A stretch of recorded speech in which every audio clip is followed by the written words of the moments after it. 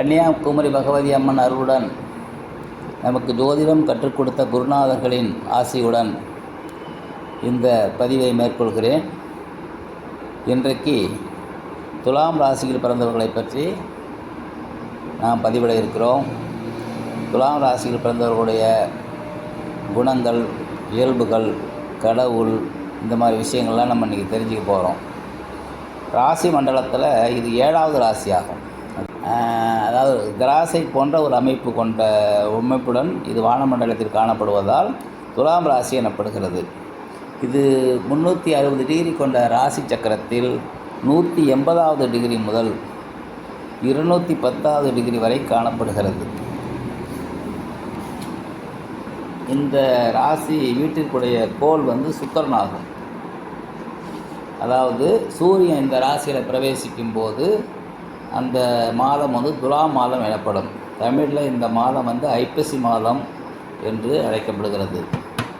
துலா ராசிக்கு சுக்கிரன் அதிபதி என்பதால் இந்த ராசியை லக்கணமாக பெற்றவர்கள் சுகவாசிகளாகவும் வளர்ச்சியான உடல் அமைப்பு கொண்டவர்களாகவும் கலை, பொழுதுபோக்கு போன்றவற்றில் நாட்டம் கொண்டவர்களாகவும் இருப்பார்கள். லக்னாதி 6, 8, 12 கெட்டியிருந்தால் சுகபோகத்தில் மயங்கி பொருளாதாரத்தை இழந்து கஷ்டப்படுவார்கள்.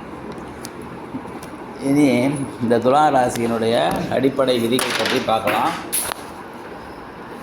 துலா ராசி ஒரு ஒற்றைப்படை ராசியாகும். அதாவது ஒற்றைப்படைன்னா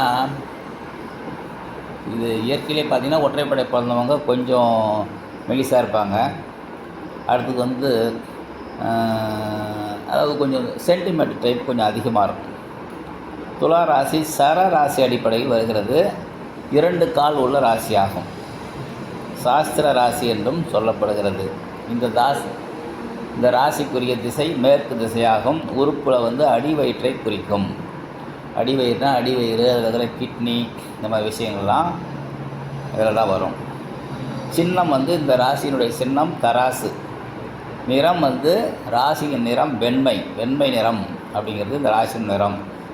இதெல்லாம் எதுக்கு பயன்படுத்தணும் அப்படின்னா, இப்போ இந்த ராசியில் பிறந்தவங்க நம்ம என்ன கலர் ராசியான கலராக இருக்கும் அப்படின்னு கேட்டாங்கன்னா வெண்மை நிறம்னு சொல்லணும். அதாவது ஒரு வீட்டுக்கு கலர் அடிக்கிறது, வண்டி வாகனம் வாங்கிறது, இந்த மாதிரி விஷயங்களுக்கு வெண்மை நிறம் பிடிக்கும். ஆங்கிலத்தின் இதனுடைய பெயர் லிப்ரா. காலம் பகல் காலத்தில் தான் இந்த ராசி வலுப்பெறும். பஞ்சபூதத்தன்மை அப்படின்னா தீ, மண், காற்று, நீர், ஆகாயம், இந்த வரிசையில் காற்று வரிசையை பெறுகிறது. இயற்கையாகவே இது காற்று ராசிங்கிறதால துலா ராசிக்காரங்க எதையும் எளிதில் புரிந்து கொள்ளக்கூடிய தன்மை உள்ளவங்களாக இருப்பாங்க. காற்று எப்படி வீசுனா தப்புன்னு பிடிச்சிது இல்லையா, நெருப்பு படிச்சுன்னா. ராசியினுடைய தன்மை சுபராசி, அதாவது சௌமிய ராசி, சுபராசி என்று சொல்லப்படுகிறது. இந்த ராசியினுடைய இடம் கடை வீதிகள், அதாவது துலாம எடை போடுற இடம் கடை வீதி. மாதம் ஐப்பசி. சூரியன் இந்த ராசிகள் நீசம் பெறுவதால், அதாவது பார்த்திங்கன்னா மேஷம் அப்படிங்கிறது உச்சம் பெறும் ராசி. மேஷங்கிறது முதல் ராசி. இது 7வது ராசி, அஸ்தமன ராசி. சூரியனுக்கு இது நீச்சம் பெறுகிறது. அதில் உச்சம் பெற்றால் இது நீச்சம் பெறும் எப்பவுமே 7வது வீட்டில். அதனால தான் இது முதல் சூரியனின் வலிமை குறைந்து குளிர்காலம் துவங்கக்கூடும். துலாயனம் துவங்கும் மாதம் பண்டிகைக்குரிய சிறப்பான மாதமாகும். இந்த ராசியின் தோராயமான கால அளவு 5 நாழிகை. அதாவது 60 நாழிகையில் இந்த ராசிக்குரிய கால அளவு 5 நாழிகை. இது அச்சாம்சம் தீர்த்தாம்சம் பிரகாரம் மாறுபடும். இது தோராயமானது. ராசியில் இருக்கும் நட்சத்திரங்கள் சித்திரை நட்சத்திரத்தின் 3, 4ஆம் பாதங்களும், சுவாதி நட்சத்திரத்தில் 1, 2ஆம் பாதங்களும், அதாவது 1, 2, 3, 4ஆம் பாதங்களும், விசாக நட்சத்திரத்தின் 1, 2, 3ஆம் பாதங்களும் இந்த துலாம் ராசியில் அடங்கும். இந்த ராசியினுடைய உதயம் சிரசு உதயம். ஜாதி, அதான் எடை போடுறவர் யார்? வைசியர்னா செட்டியார், வைசிய ஜாதியை சேர்ந்தது. ராசியினுடைய ஆட்சியாளர், இந்த ராசியில் ஆட்சி பெறும் கிரகம் சுக்கிரன். ராசியின் உச்சம் பெறும் கிரகம் சனி.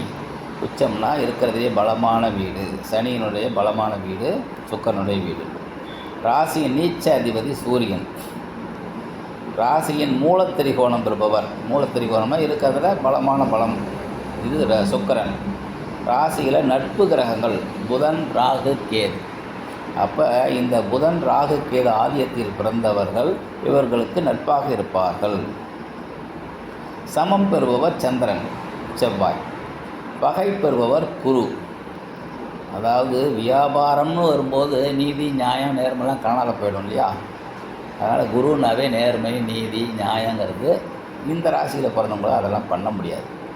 ராசியினுடைய சுப கிரகங்கள் புதனும் சனியும். ராசியின் யோகர்கள் சனியும் புதனும் தான். இதில் முழு யோகர் யாருன்னா சனி தான். புதன் முக்கால் யோகர் தான். ராசியில் பாவ கிரகங்கள் சூரியனும் குருவும் சந்திரனும் இந்த ராசிக்கு கெடுதல் செய்பவர்கள். ராசியினுடைய மாரகஸ்தானம் 2 7ஆம் இடங்கள். அப்போ 2 7ஆம் இடம் யார்? செவ்வாய் தான். 2க்கு 7க்குமே செவ்வாய் தான் வராரு. அடுத்தது செவ்வாய் சூரியனுக்கும் குருவுக்கும் கூட மாரகாதிபத்தியம் உண்டு, ஆனால் செவ்வாய் தான் அதிகம். பாதகஸ்தானம் 11ஆம் இடம். பாதக அதிபதி சூரியன்.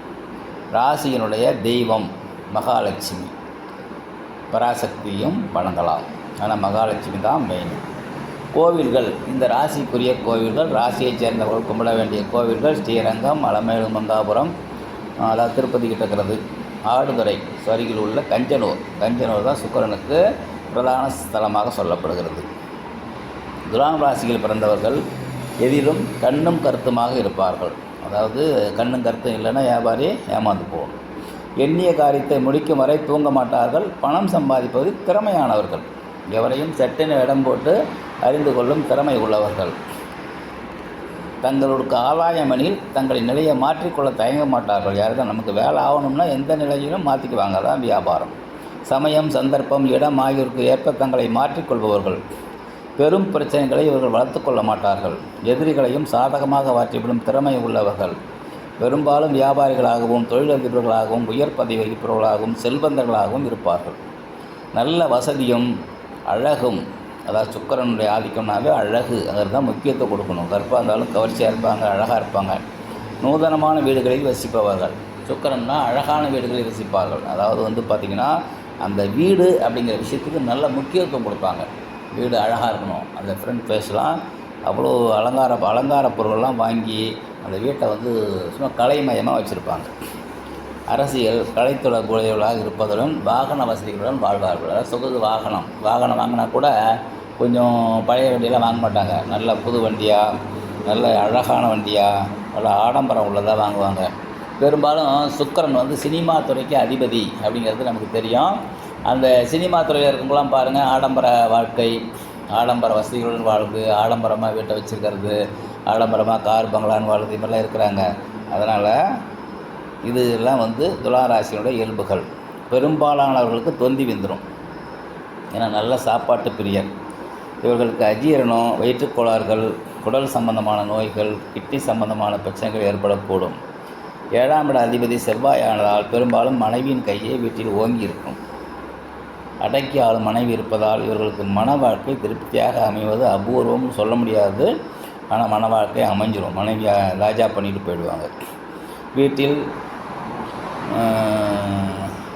மற்றபடி இந்த ஜாதகத்துக்கு கலை அம்சம் இல்லை. இந்த துலாம் ராசிக்காரர்களை பற்றி நாம் தெரிஞ்சுக்கிட்டோம். அடுத்தது அவங்களுக்குன்னு செலவு பண்ணிக்குவாங்க.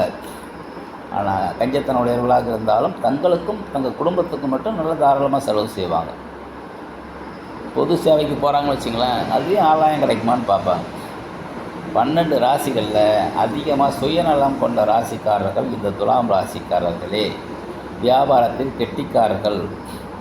அதனால் ஒரு சம்பளம் வாங்குகிற வேலையில் இருந்தால் கூட அது கூட உபரியாக வேறு ஏதாவது தொழில் செய்யலாமா, அது மூலிமா டெவலப் ஆக முடியுமா அப்படின்னு முயற்சி பண்ணுவாங்க.